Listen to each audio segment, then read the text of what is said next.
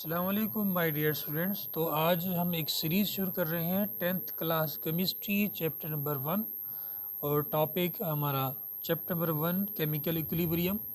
इस चैप्टर में हम सब टॉपिक को भी डिस्कस करेंगे और इसके साथ साथ इस चैप्टर के एक्सरसाइज क्वेश्चन भी साथ साथ हम क्या करेंगे, डिस्कस करते जाएंगे।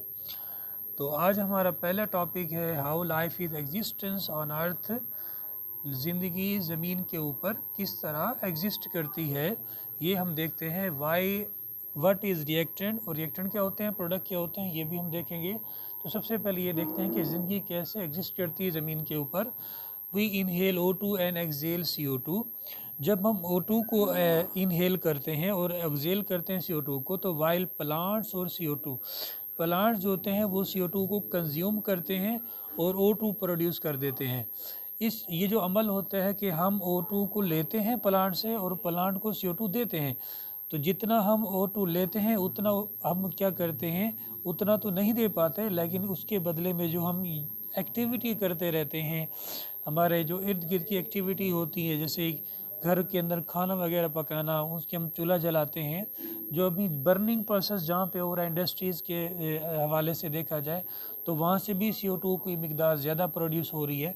तो जितना हम O2 ले रहे हैं तो उतना CO2 दे रहे हैं। तो इस अमल को हम कहते हैं इक्विलिब्रियम फिनोमेना। तो इस वजह से लाइफ जो है वो एग्जिस्ट होती है ज़मीन के ऊपर। तो अब ये देखते हैं कि इक्विलिब्रियम का मतलब क्या होता है।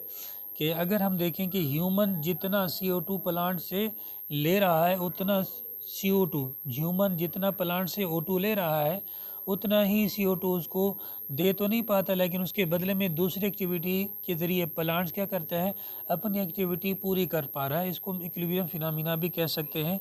अब इक्विलिब्रियम कंडीशन क्या होती है, इक्विलिब्रियम का मतलब होता है balance condition in chemical reaction.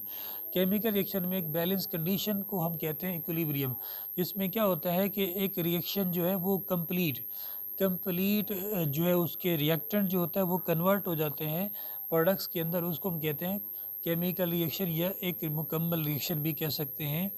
अब उसके नतीजे में क्या होता है कि रिएक्टेंट क्या होते हैं और प्रोडक्ट क्या होते हैं। Reactant in chemical reaction the substances that combine are called reactant.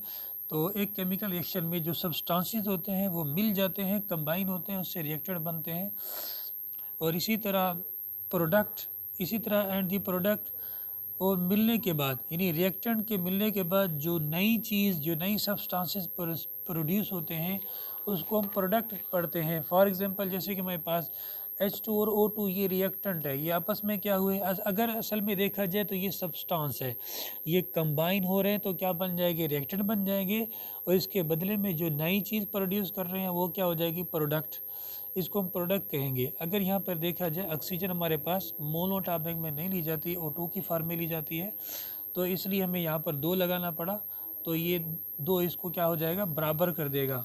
ये वाला जो 2 होगा ऑक्सीजन से मल्टीप्लाई 2 इसको बराबर कर देगा। इस तरह हमारे पास ऑक्सीजन 2 हो जाएंगे, हाइड्रोजन 4 हो जाएंगे।